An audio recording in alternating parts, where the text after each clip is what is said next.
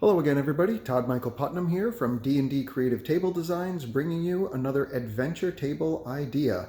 This one is the Abandoned Dwarf Fortress. The Abandoned Dwarven Fortress.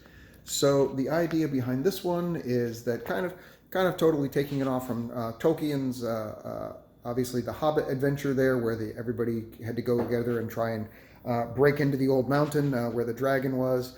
Because the fortress had long been abandoned because the dragon had taken over. Here it is. There's a simple forest that the players would have to go through, and then once they make it through several encounters from that, they would head up to the fortress itself, where they would have to encounter either a dragon or whatever big bad monster it is that you want to put on there. Totally depends on the level of the party, of course. You'd scale this however you want. I've got a couple of different things in here for different levels.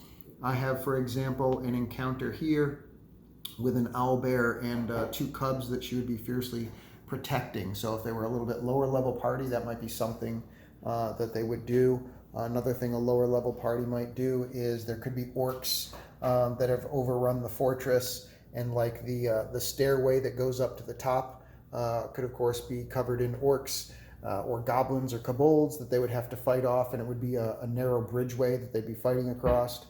So you'd have potential falling damage and those kind of things going on. Or you could have much larger stuff.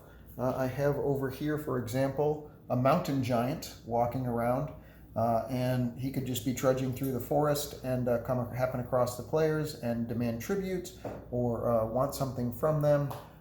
Or he could just be of evil intent and decide he wants to destroy and cause destruction. So the players might have to deal with that.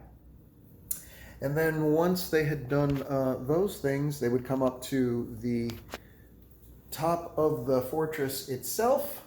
And at the top of it, depending on how you want to do it, if you wanted it, you could just have a dragon that was up on the top here, that was nesting at the top of it. And maybe he never made it into the fortress or couldn't. Perhaps he literally just liked the view up over the forest, sitting on top of the mountain home here.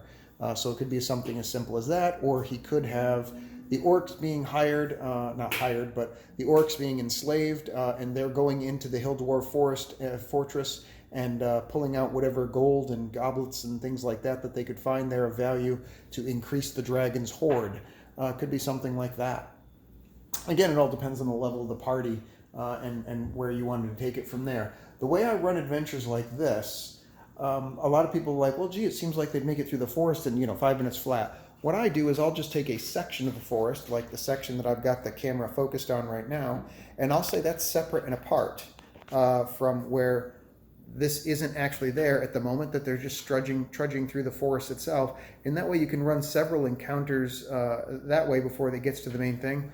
Or main event, and you can just move some of the trees around if you need to, and you could add like a little a pond in there at some place. You could throw a stream in real quick if you wanted to make it look like a different area, and then pull it off when they get to another section of the forest.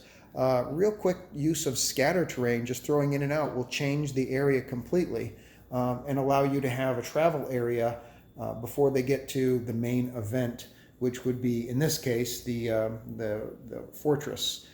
The abandoned fortress. So that's it. Let me go through real quick the materials that I used. This is the mat itself is from P-Works War Games. They're awesome. I use a lot of their maps. These are not vinyl maps. These are neoprene. The same thing is like made out of mouse mat material. So they're great for when you roll them up. They don't get crinkly or anything like that.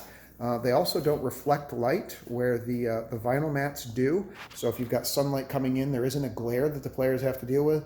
The downside to neoprene mats is when you roll them up, they roll up a lot thicker than the vinyl mats. So they do take up a lot more space. So that's just something to consider when you look at getting mats. And then for trees, I have a number of different things. I've got an intermix of Dwarven Forge trees from their Dread Hollow Kickstarter. And these are great. Those are modular trees. You can throw them together. They've got some individual bases, or they've got some 4x4 squares that you can throw multiple trees on, and they look great. And then I also have from Monster Fight Club a number of trees. They're autumn trees and they're green summer trees just thrown in together, mixed about. And the main purpose for the trees is it helps provide scale. In addition to, you can see, well, if these trees are 20, 30 feet tall or something like that, then this fortress is like at least 50 feet tall above the floor of the forest. So it helps provide scale, especially when you've got pieces like this in order for the players to be able to climb up to the side of the fortress itself. So Monster Flight Cub is the one that makes these type of trees here, and the lighter orange ones like this one here, and they also make a lot of the bushes and stuff that I have here, and they do that. And then they also make the rocks. Before I forget, these rocks right here, I did have these black wash, so they look a little different than if you buy them directly, but they do come colorized. But if you black wash them, they certainly do look a lot better than when they come stock. So that's a quick and easy, cheap way to increase the quality of the product before you use it. Over here, this is printable scenery, and this is their Skydock piece. It's one of my favorite pieces. It's supposed to be for airships and stuff like that in order to come dock onto it. That's where the height up. But honestly, you can use it for anything, for elevation. I use it all the time for showing how the depth of going down into a mine or anything like that. So, and then what else have we got? So these giant walls are from, it's escaping me for a moment, Game of Thrones, there we go. From Game of Thrones, The Wall Display. Game of Thrones, The Wall Display. You can find them on eBay or Etsy, possibly on Amazon. I don't think Etsy, eBay or Amazon. Game of Thrones, The Wall Display, but they won't look like this. They will look like they're glaciers. And but I had them painted up so that they would be kind of a stone colored, and they work great. You can see that they have these little steps that are on them that actually work out perfect. You can put a mini on them in order to make it look like the minis are climbing up the wall, or have or you could have like bird creatures or something that are nesting on those things that come swooping down, attack on the players, whatever. So those work great for that. So that's Game of Thrones, The Wall Display. The giant piece up here is from Zitterdes. It's a German company, Zitterdes. Not talking about the dragon, but the actual castle or citadel that's here is from Zitterdes. It's a single piece. It's hard foam. I shouldn't say it's a single piece. They have there's a little drawer that slides in and out. There it is right here. But for the most part, it's a single piece. Solid foam. You cannot go inside here or anything like that, but it's perfect for this kind of a set piece for the outside of the mountain, the outside of the fortress. And then, assuming the players get done with this part of it, then the next thing on the next session, I assume they want to go in, and then you could create an underground session, of course, your standard dungeon crawl type experience for the next adventure after they do this. And then as far as how I propped all these up, 22-ounce tumbler glasses using some seriously high technology here.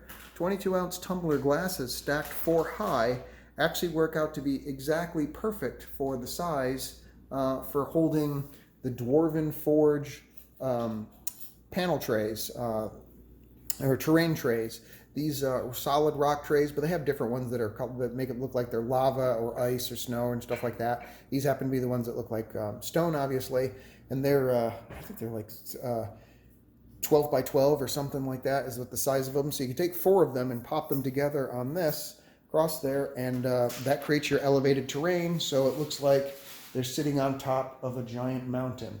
So that's how it all got put together. That's how I built this particular scenario. Again, you could scale it for whatever level party that you're doing and just change your monsters around and what the encounters might be. Please, if you enjoy the content, you'd like to see more, please like and subscribe. And let me know what you think about the adventures and the ideas in the build in the comments below. Thank you so much, and I will see you next adventure. Take care. Bye.